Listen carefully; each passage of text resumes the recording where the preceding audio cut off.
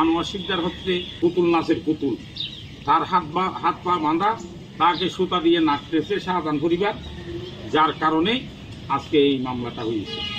প্রশাসন অসহায়, প্রশাসনকে জানাইলেও প্রশাসন কোনো কাজ করতে পারবে না, যার কারণ এই যে মামলাটা হলো, প্রশাসন গোয়েন্দা বিভাগ সহ প্রতিটি সেক্টরে জানে এইটা একটা সাধারণ নাটক, এইটা একটা কৃত্য। এরপরও প্রশাসনের বাধ্য হয়ে মামলা নিতে হলো। আমাদের বালুকালী বাজারটা ইজারা নিয়েছে আমার সাবেক সংসদ সদস্য জনাব শাহজাহান চৌধুরীর আপন ফুফাতো ভাই জমির চৌধুরী।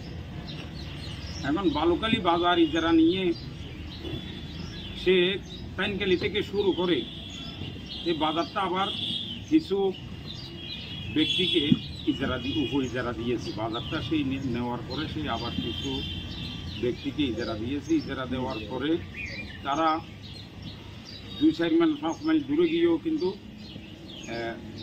মান্ডের থেকে বালুকালী বাজারের নাম দিয়ে চাঁদা দাবি করে। বালুকালী বাজারটা হচ্ছে আমার উকিয়া ঘাট মৌজার 1 নম্বর ফালনকালী 1 নম্বর ওয়ার্ডের বাজার।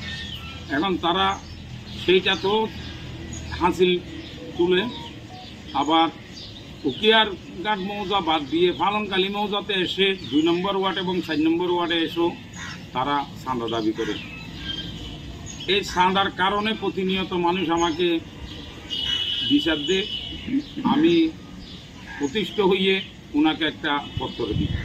সেই পত্রের প্রেক্ষিতে আনোয়ার শিকদার নামক ওই উপইজারাদারের অংশীদার যে প্রথমে সংবাদ সম্মেলন করলো, তাকে আমি নাগরিক সনদ দিই নাই।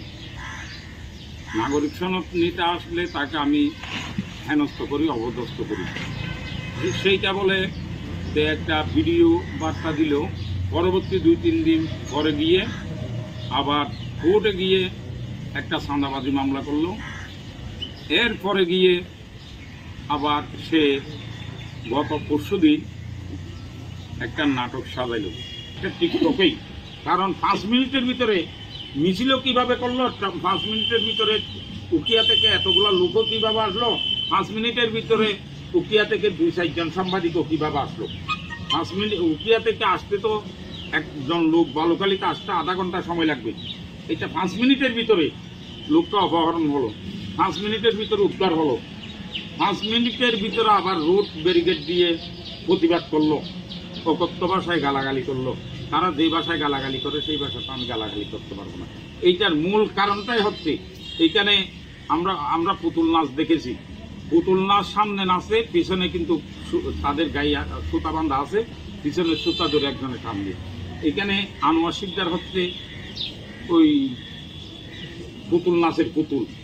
তার হাত পা বাঁধা, তাকে সুতা দিয়ে নাচতেছে শাহজাহান পরিবার, যার কারণে আজকে এই মামলাটা হয়েছে।